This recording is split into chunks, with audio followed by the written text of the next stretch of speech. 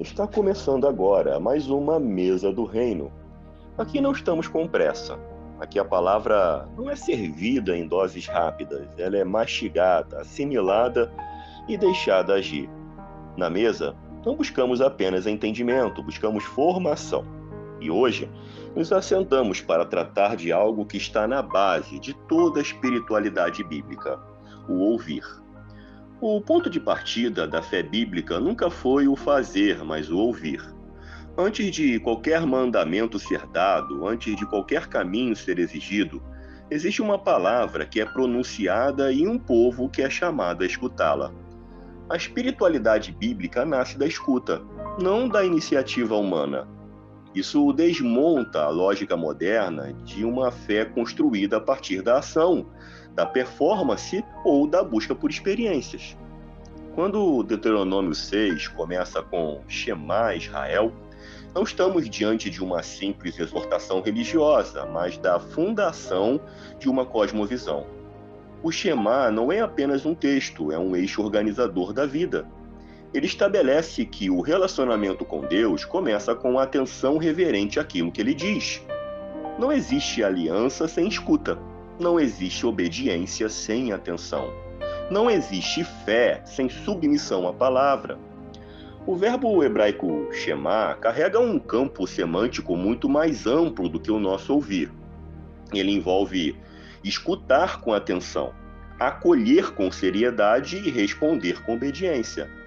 Na mentalidade judaica, ouvir e obedecer não são etapas distintas, são expressões inseparáveis do mesmo movimento interior. Onde não há resposta prática, a Escritura não reconhece que houve escuta verdadeira. Isso nos obriga a rever profundamente nossa compreensão contemporânea de ouvir Deus. Na Bíblia, ouvir não é captar impressões subjetivas, nem identificar vozes interiores, nem interpretar sentimentos como direção espiritual. Ouvir Deus é permitir que a palavra revelada governe a vida concreta. O Shema não chama o povo a sentir algo sobre Deus, mas a organizar a existência inteira a partir daquilo que ele falou. Por isso, o texto insiste que essas palavras deveriam estar no coração, serem ensinadas aos filhos, ser lembradas ao caminhar, ao deitar, ao levantar. A palavra não era um elemento devocional isolado, mas o princípio estruturante da rotina. Ouvir Deus significava viver sob a autoridade contínua de sua revelação. A fé era cotidiana, pública e prática. Quando esse entendimento se perde, a espiritualidade se fragmenta. A pessoa passa a buscar direção em sensações, confirmação em emoções e segurança em impulsos internos. O resultado é confusão. Não porque Deus não fale, mas porque a palavra deixou de ocupar o lugar de governo.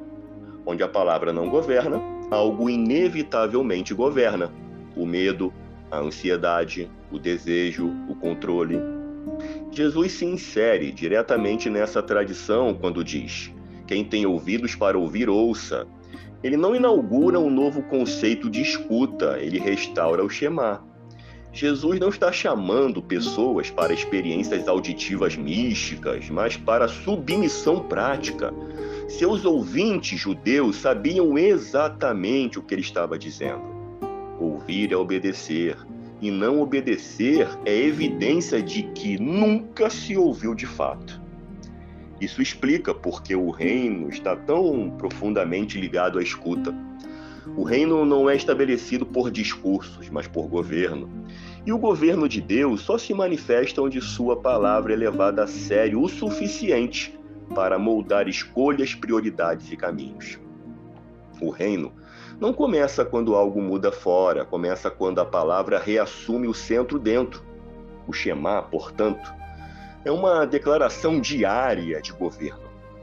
Ao repeti-lo, Israel estava afirmando: não somos guiados por nós mesmos, não somos guiados pelas nações, não somos guiados pelas circunstâncias, somos guiados pela palavra do Senhor. Essa é uma afirmação radical de submissão e confiança.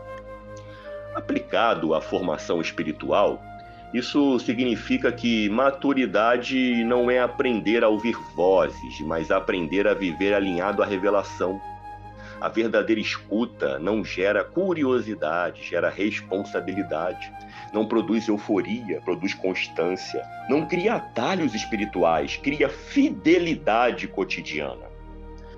A crise da escuta é, no fundo, uma crise de governo. Quando ouvir deixa de ser obedecer, a fé se torna discurso. Quando a palavra deixa de governar, o coração governa. E um coração sem governo produz instabilidade espiritual, mesmo em pessoas sinceras.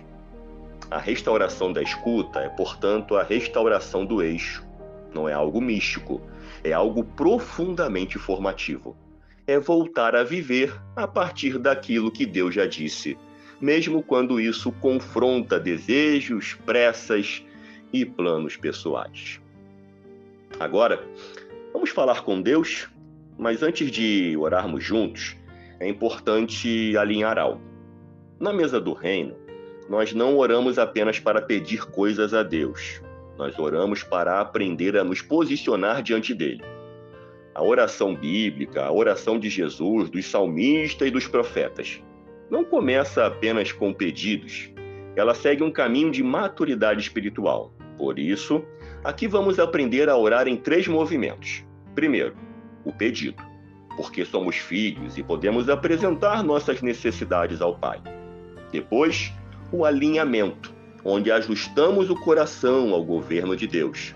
E por fim, em terceiro lugar, a declaração, onde afirmamos pela fé aquilo que escolhemos viver debaixo da palavra.